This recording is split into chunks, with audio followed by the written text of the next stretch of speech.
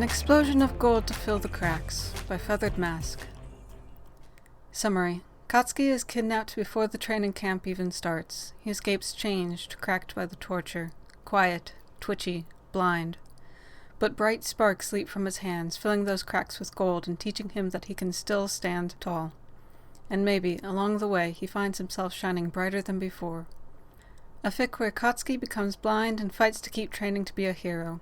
Friendships are negotiated, Aizawa struggles to protect his students, love and trust are found, and healing can begin in more ways than one. His arms still ached from that final exam. Katsuki walked down the steps of UA High School with that thought at the forefront of his mind. Recovery Girl had healed up the damage done by All Might and his own explosions after that fight, but that hadn't been enough to avoid the soreness in his muscles over the next few days from overusing his quirk. The rest of the class were probably still back in the classroom, planning that shopping trip to the mall.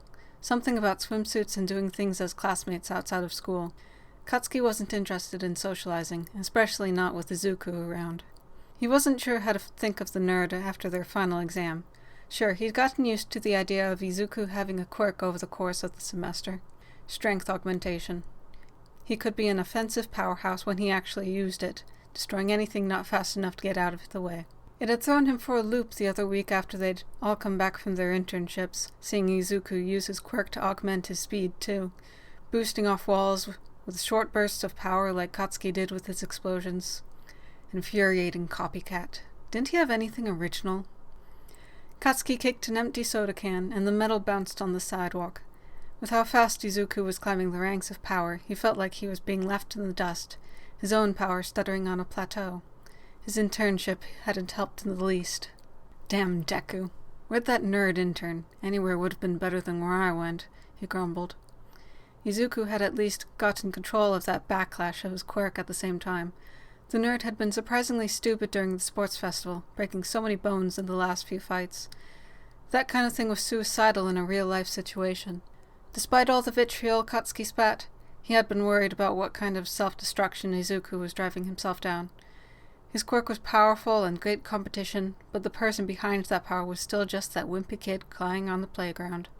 Even with his issues, he had to admit that Izuku had his good points. He was growing into a worthy opponent, and a worthy teammate. The fight against All Might proved that. Despite all the clashes between them, all the competition that some sick god above was putting between them, he had given Katsuki encouragement in pinch moments. Their drives to both be the leader tended to make them clash on planning, but when it got through that thick head that the nerd wasn't the only one with plans, they worked well. The nerd was annoying, and that muttering gave him headaches, but he wasn't all that bad. Izuku already knew he hated the muttering and crying. Those were pet peeves of Katsuki's, as was pity. Heck, most aspects of Izuku got on his nerves. But if he was actually starting to notice Katsuki and use his quirk smarter, well, then Katsuki could try to ignore those parts. Maybe this training camp wouldn't put each other into that stark rivalry. Maybe they could give the competition a real test for once and put focus into getting stronger, together. Katsuki rolled his eyes at the thought, grinning to himself. Didn't erase his desire to see his own name at the top of another scoreboard, to see concrete results of his hard work. The sound of traffic faded as Katsuki reached quieter residential streets, almost home. His arm pulsed at the way he carried his bag over his shoulder, reminding him he was due for a rest day or two. A day of feeling antsy, but he would manage. He sighed. Maybe with school out and the camp not for another few days, he would find something else to get his mind off Izuku. A bee jabbed its stinger into his neck. With a grimace, he grabbed and yanked it out of his neck. He glanced at it, stopping in his tracks. Not a bee. But the giant stinger sure looked like it came from some mutant one. "Who's out there?" he barked, wheeling around to face the street as he challenged his stealth attacker. He looked around, shattering the stinger in his hand with an angry explosion. "Show yourself!" He took a step off the sidewalk and the world started to turn sideways.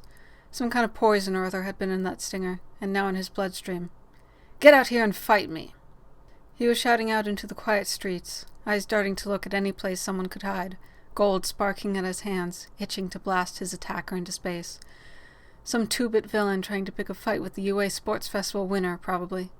If that was the case, he'd give them a fight. Whatever was in his system didn't give him that chance, however. His vision blurred, everything turning upside down.